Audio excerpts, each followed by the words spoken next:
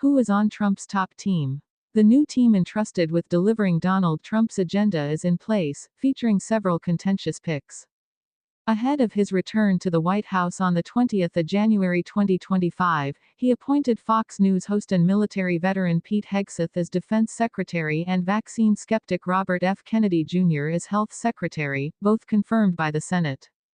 Marco Rubio is the Secretary of State, while billionaire supporter Elon Musk is advising on mass layoffs, contract terminations, and a drastic federal government downsizing. Here's a closer look at his top officials. Who is in Trump's cabinet? Secretary of State, Marco Rubio. Florida Senator Rubio, 53, was confirmed as U.S. Secretary of State just hours after Trump was sworn into office. He is now serving as the top U.S. diplomat when representing the country overseas, and also the president's main advisor on foreign affairs. Rubio, who is the first Latino person to hold the post in U.S. history, takes a hawkish view of China. He opposed Trump in the 2016 Republican primary but has since mended fences. Defense Secretary, Pete Hegseth. Hegseth, a military veteran and Fox News host with no prior political experience, was confirmed as Defense Secretary less than a week after Trump's inauguration. His appointment was highly anticipated amid ongoing wars in Ukraine and Gaza. "Nobody fights harder for the troops," Trump said of Hegseth. After Hegseth's nomination, it emerged that he was investigated in 2017 for an alleged sexual assault. He was never arrested or charged and denies the allegation. His lawyer confirmed he paid a woman that year to stay silent about a separate assault claim he feared could cost him his Fox job, an accusation he also denies. Attorney General, Pam Bondi. Trump's first pick for Attorney General, former Florida Congressman Matt Gaetz, withdrew after a week of controversy over a congressional investigation into sexual misconduct and drug allegations against him, which he denied. 6 hours later, Trump named former Florida Attorney General Pam Bondi as his replacement. Pam was a prosecutor for nearly 20 years, tough on violent criminals, and made Florida's streets safe, he wrote. Bondi previously served on Trump's Opioid and Drug Abuse Commission and was part of his defense team during his first impeachment trial. Department of the Interior, Doug Burgum. Burgum, the former governor of North Dakota, leads the Department of the Interior, which is responsible for the management and conservation of federal lands and natural resources. A software entrepreneur who sold his small company to Microsoft in 2001, Burgum briefly ran in the 2024 Republican primary before dropping out, endorsing Trump and quickly impressing him with his low-drama persona and sizable wealth. Health and Human Services, Robert F. Kennedy Jr. RFK Jr., as he is known, is an environmental lawyer, vaccine skeptic and the nephew of former President John F. Kennedy. He recently added leading the Department of Health and Human Services to his resume. Despite having no medical qualifications, Kennedy, 70, now has broad remit over U.S. federal health agencies, including those that oversee approval of vaccines and pharmaceuticals. Kennedy has endorsed a number of health claims that are not backed by scientific evidence, including many on vaccines, which have concerned many medical experts. Food and Drug Administration, Dr. Marty Makary. Trump has nominated Makary to lead the Food and Drug Administration, the organization responsible for the safety of prescription drugs and vaccines. Trump announced in his nomination that Dr. Makary would be ideal to course-correct and refocus the agency. The Johns Hopkins University professor is an author, surgeon and trained cancer specialist.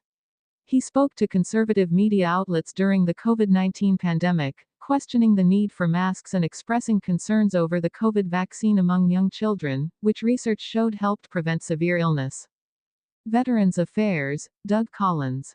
Former Georgia Congressman Doug Collins leads the U.S. Department of Veterans Affairs.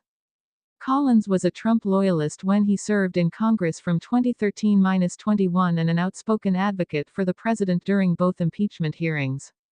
An Iraq War veteran who now serves as a chaplain in the U.S. Air Force Reserve, Collins left Congress for an unsuccessful bid for the Senate in his home state of Georgia. Homeland Security, Kristi Noem. Former South Dakota Governor Noem is in a key role in the administration, overseeing U.S. security, including its borders, cyber threats, terrorism and emergency response. The agency has a $62 billion, £48 billion budget and employs thousands of people. It incorporates a wide variety of agencies under its umbrella, ranging from Customs and Border Protection to the Federal Emergency Management Agency. Transportation Secretary, Sean Duffy. The former congressman and Fox Business host leads the Department of Transportation. He is in charge of aviation, automotive, rail, transit and other transportation policies at a department with an annual budget of roughly $110 billion. In the role, the secretary can expect to face a number of safety-related aviation issues, including a series of deadly plane crashes in the U.S. in the early months of 2025. Energy Secretary, Chris Wright. Oil and gas industry executive Wright leads the Department of Energy, where he is expected to fulfill Trump's campaign promise to drill, baby, drill, and maximize U.S. energy production.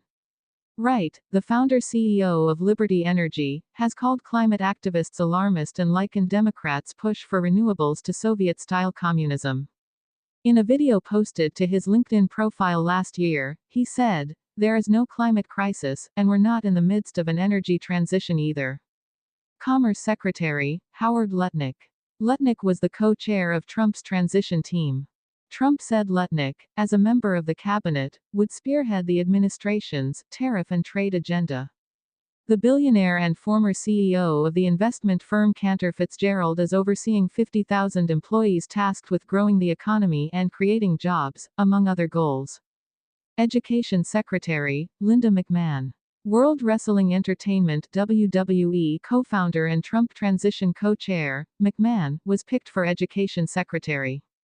A longtime Trump ally, McMahon led the Small Business Administration during Trump's first presidency and donated millions of dollars to his presidential campaign.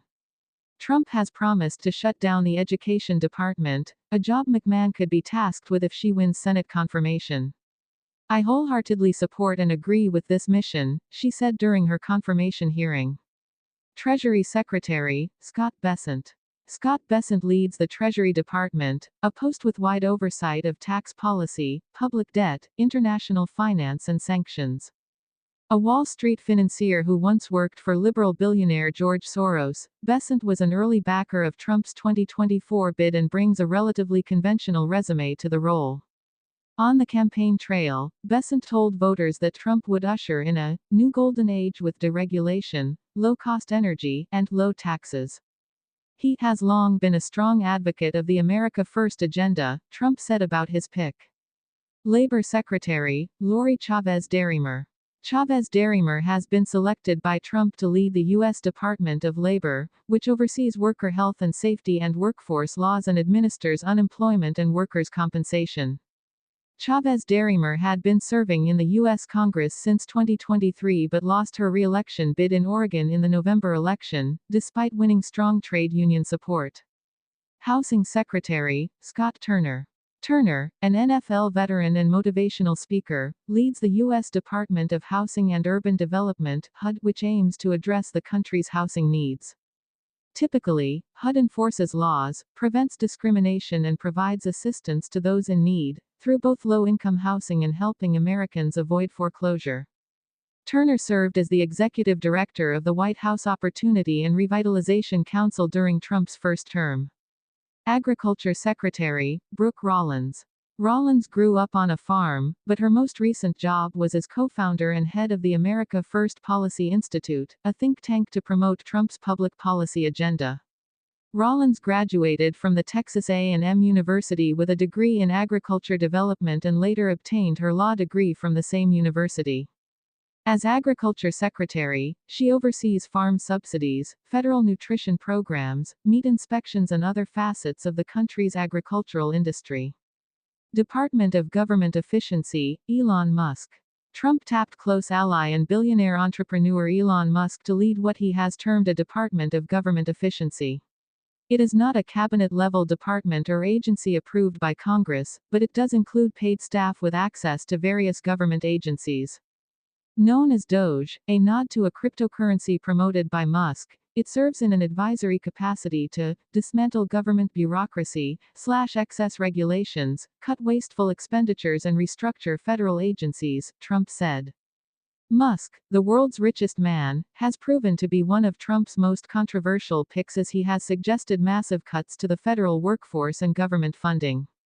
Other key members. Outside the 15 department heads who make up the core of the cabinet, there are several other roles that are often given cabinet rank, like the FBI director and the head of the Environment Protection Agency (EPA).